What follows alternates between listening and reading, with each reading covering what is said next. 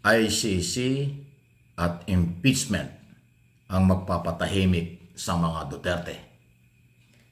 At sa ngayon po, ramdam na itong katahimikan ito at sa ngayon din po ay ramdam na ang paggalaw ng mga otoridad dito sa dalawang isyong itong kinakaharap ng pamilyang Duterte, former President at now Vice President. Yung impeachment na kinakaharap ni Sara Duterte, yung ICC, International Criminal Court, Crime Against Humanity, ang kinakaharap ni dating Pangulong Duterte at iba pa. Ito ay matapos nga po na magpahayag na ang Executive Department at ang legislation sa paggalaw ng dalawang isyong ito. Ito ang tugon sa panawagan ng taong bayan. Sa aking pong paniniwala, nakinig na ang Office of the President, ang Office of the Speaker, na trabahuhin nila ang dapat nilang gawin para sa kapakanan ng taong bayan. Nakatulong din ang malaki ang pulso at comment, paniniwala, reaksyon, suggestion ng taong bayan na lumalabas sa mga social media katulad po ng aking mga channel. Ito yun, MA Pinoy TV at Mike Abby Opinions sa YouTube and Facebook page. Araw-araw. Nakakarating sa kanila, pati na rin sa ibang mga social media account, sa nakakarating sa mga otoridad ang kagustuhan ng taong bayan. Nasundan pa yan ng majority na ng mga Pilipino ay pabor sa impeachment.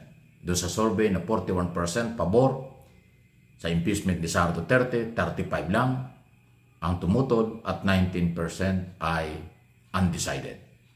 Dito naman sa issue ng impeachment, ganon din. Sa issue ng ICC, ganon din.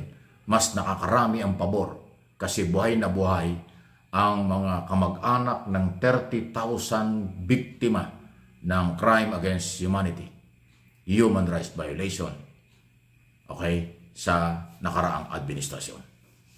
Dahil sa pagpayag na at pakipag-usap na ng Malacanang opisyal under President Marcos sa ICC, nagulantang ang mga Duterte dyan.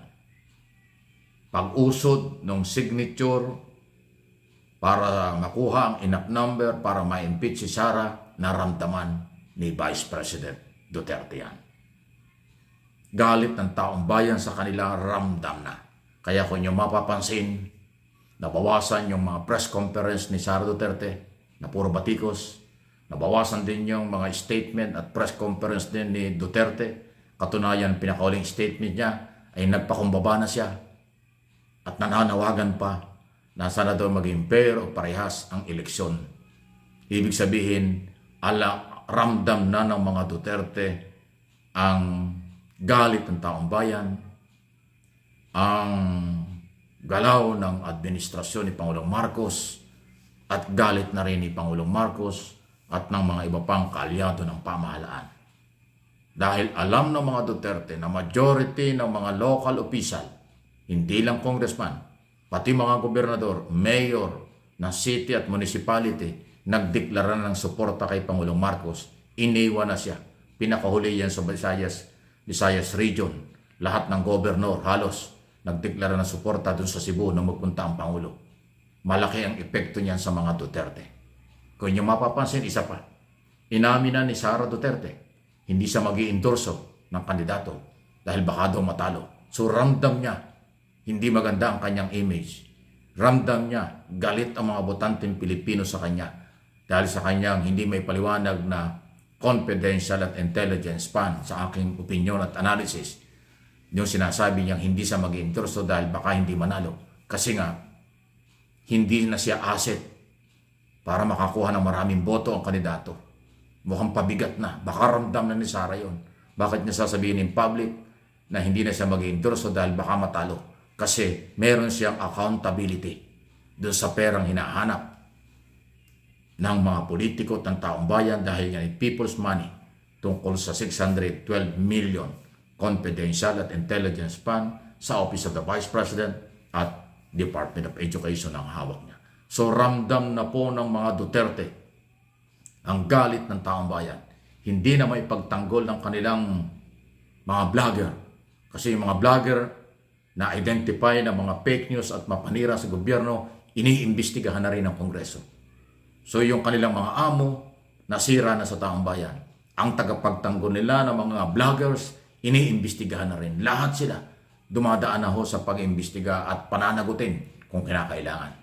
Yan ang sipa ng rule of law ng ating mga batas. At ang pinakamabigat ay yung ang taong bayan ay nagising na. Nakita nila, narinig nila, nabasa nila ano ba ang mga pinaggagawa ng mga Duterte noon at ngayon. So hindi na ho nakatiis ang mamamayan. Nagsasalita na, nananawagan na, naramdaman ito ng gobyernong ni Pangulong Marcos na kakampi niya ang taong bayan. Hinahanapan siya ng taong bayan. Kaya pinapakita na ngayon ni Pangulong Marcos na siya ay para sa bayan. Dinidinig niya ang pulso at panawagan ng taong bayan, usigin, panagutin si Duterte sa anumang mga kasong kanyang kinakaharap. Panagutin si Sara Duterte sa mga posibleng kanyang pananagutan din dahil sa paggastos ng pera ng bayan, dahil sa pagbabanta sa buhay ng Pangulo, First Lady at Speaker of the House. Kaya yung impeachment, gagalaw na po yan. Tingnan natin, ayaw natin pangunahan kung hanggang saan gagalaw yan. Yung ICC gumagalaw na rin. Kaya inuulit ko, ICC, International Criminal Court at impeachment, ang problema ng mga Duterte. At ramdam nila, ito na, ipinaparamdam na ng Marcos administration ni Pangulong Marcos. Suportahan natin kung ano man ang galaw ng administrasyong ito sa ilalim ng pagpapatupad ng batas. Rule of law. Complainant mga Pilipino before ICC. Complainant sa Kongreso, sa impeachment, marginalized sector, civil society, religious organization, at mga professional na mga lawyer. So, malaking perso po yan. Persa naman nagbabayad ng buwis. Kaya dapat lang hong pakinggan dahil yan naman ay karapatan nila at obligasyon ng politiko ang Kongreso at Senado ang impeachment. Obligasyon din ng pamahalaan na bigyan ng proteksyon at hustisya ang mga biktima ng crime against humanity or human rights violation. Ayun po yung aking opinion at analysis dyan sa nangyayari. May katapusan nga, sabi nila ang lahat.